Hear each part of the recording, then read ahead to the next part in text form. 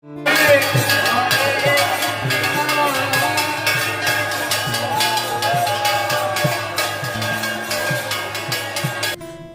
ঐতিহ্য মেনে পালিত হল মায়াসের জগন্নাথ দেবের সানযাত্রা উৎসব।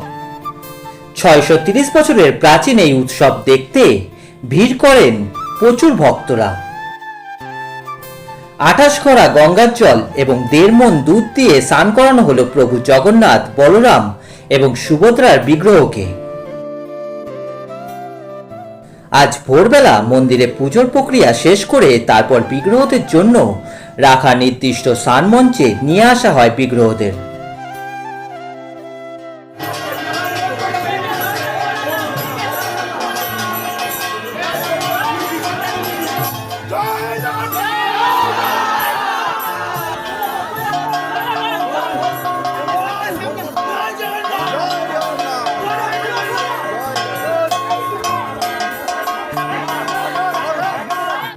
সেখানেই ভক্তদের উপস্থিতিতে বিগ্রহদের স্নান করানো হয়। প্রাচীন রীতি অনুযায়ী স্নান করানোর পর বিগ্রহদের মূল মন্দিরের বাইরে রাখা হবে এবং তারপর সন্ধ্যের দিকে মন্দিরের গর্ভগৃহে নিয়ে আসা হবে। কথিত আছে এই স্নানযাত্রার পরই প্রভুর জ্বর আসে। এই সময় কবিরাজ দিয়ে চিকিৎসা করানো হয়, তাই এই সময় মন্দিরের দরজা বন্ধ থাকে ভক্তদের জন্য। তারপর 14 দিন পর মন্দিরের দরজা খোলে এবং শুরু হয় নবযৌবন উৎসব। তারপরে 2 দিন পর অর্থাৎ আগামী 16 জুলাই অনুষ্ঠিত হবে রথযাত্রা উৎসব। আজকের দিনে প্রভুর এই সানযাত্রা উৎসব দেখতে পেয়ে খুশি ভক্তরা। এদিন জগন্নাথ দেবের সানযাত্রা দেখতে অগণিত ভক্তের সমাগম ঘটে জগন্নাথ দেবের স্নানপিড়ির মাঠে।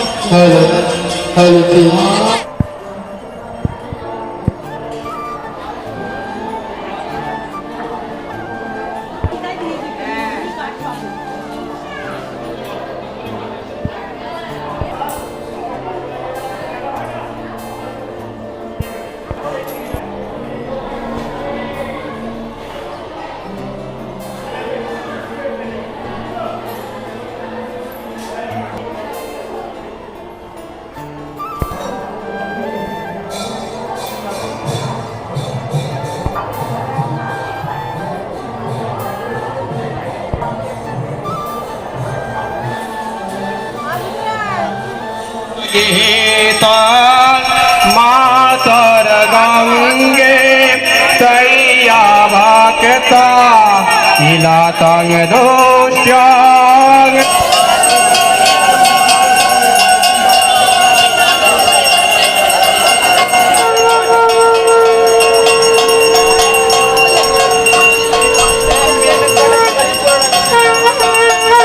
ईशान सर्व विद्यानमीश्वर सर्वभूवनदन्ने ओम सत्यपातक संहन्त्रे सत्य दुःख विनाशिनी। তোমার কথাতেই তো মায়েসে তোমার সকাশে আমি যে জগৎপতি মায়েসেতে স্নানে উড়িষ্যায় ভোজনে রবে চিরদিন খ্যাতি। আমরা সকাল 8:55 মহাপ্রভু মহাভিষেক স্নানে আমরা ব্রতী হয়েছি। 108 কলসের দ্রব্য দ্বারা আমরা স্নান পর্ব সমাধা করেছি। 108-এর মধ্যে 35টি জগন্নাথ দেবের মাথায়, 33টি বলভদ্র দেবের মাথায়, 22টি মা সুভদ্রার মাথায় এবং 18টি যেটাই সুদর্শনে সেটি জগন্নাথ দেবের মাথাতেই আমরা ঢেলেছি। তারপরে সকাল 10:15 থেকে আমরা 28 ঘড়া গঙ্গাজল এবং 2 মণ দুধ দিয়ে ওনাকে স্নান পর্ব সমাধা করলাম। অগণিত ভক্তদের ঢল নেমেছে, কারণ এই জগন্নাথ দেবের স্নানযাত্রা সব থেকে বিখ্যাত। এই 630 বছরের মূর্তি তো আর কোথাও নেই। স্বয়ং চৈতন্য মহাপ্রভু মায়েসকে নবনীলাচল আখ্যা দিয়েছেন। রামকৃষ্ণ ঠাকুর থেকে শুরু করে মা শারদা, ভক্তকবি গিরিশচন্দ্র থেকে শুরু করে রবীন্দ্রনাথ ঠাকুর এই মূর্তিকে পুজো করেছেন, স্পর্শ করেছেন। এত অবতারের পদধূলিতে ধন্য এই শ্রীপাদ মায়েস আজ তীর্থভূমিতে পরিগণিত হয়েছে। আমরা নীলকণ্ঠ পাখি দেখতে পাই এই স্নানযাত্রার ইতিহাসের সাথে। নীলকণ্ঠ পাখি উড়ে এসে বসে যখন আমাদের স্নান শুরু হয়, তারপরে আর নীলকণ্ঠ পাখিকে দেখতে পাই না। আমরা ধরে নিই সেই নীলকণ্ঠ পাখি চলে গেছে নীলাচলের পথে। আজকের পর প্রভুর জ্বর আসবে। আজকের পরে আমাদের বিভিন্ন বেশে সাজানো হবে, শৃঙ্গার করানো হবে, গজবেশে সাজানো হবে। রাত্রি 9টার সময় আবার সানডেজি থেকে নিয়ে গিয়ে আমরা প্রভুকে গর্ভগৃহে আরোহণ করাবো। ওখানে অনবসর সেবা শুরু হয়ে যাবে রাত্রি 9:30 থেকে এবং মূল মন্দির দরজা সম্পূর্ণরূপে দরজা বন্ধ হয়ে যাবে। আগামীকাল থেকে মন্দিরের দরজা বন্ধ। এই সময়টাকে বলা হবে অনবসর কাল, অনবসর সেবা হয় এই সময়গুলো বলা হয়। মন্দির খুলবে কবে আবার? মন্দির খুলবে আবার শুক্লা অমাবস্যা তিথিতে আগামী 14ই জুলাই নবযৌবন প্রাণ প্রতিষ্ঠা অভিষেক হয়, চক্ষুদান হয় হোম যাগযজ্ঞের মাধ্যমে। ওই দিন রাজবেশে ধারণ করানো হয়, মহাপ্রভুকে শৃঙ্গার করানো হয়, সোনাবেশ করানো হয় এবং শুক্লা অমাবস্যা যে দ্বিতীয়া তিথি 16ই জুলাই আগামী আমাদের 630তম ঐতিহাসিক মাহেশের রথযাত্রা উৎসব আমরা মহা সমরায় পালন করতে চাই। জগন্নাথ এবারে আমাদের 630তম স্নানযাত্রা উৎসব। আমরা বলি রহিব মাহেশে তোমার সকাশে আমি যে জগৎপতি। মাহেশেতে স্নানে পুরীতে ভোজনের রবে চিরদিন ক্ষতি। আমাদের মাহেশের স্নানযাত্রা খুব বিখ্যাত। আমাদের সকাল 7টায় ঠিক আমাদের ঠাকুর বেরিয়েছেন, আমাদের দামোদর হয়েছে, আমাদের তারপর অভিষেক স্নান। আর এইমাত্র আপনারা দেখলেন 10:15 থেকে আরম্ভ হয়েছে। 1 ঘন্টা ধরে উনি 28 গড়া গঙ্গা জল মন মন্দিরে উনি স্নান করলেন। এবার এত স্নান করবেন উনি জ্বরে পড়ে যাবেন।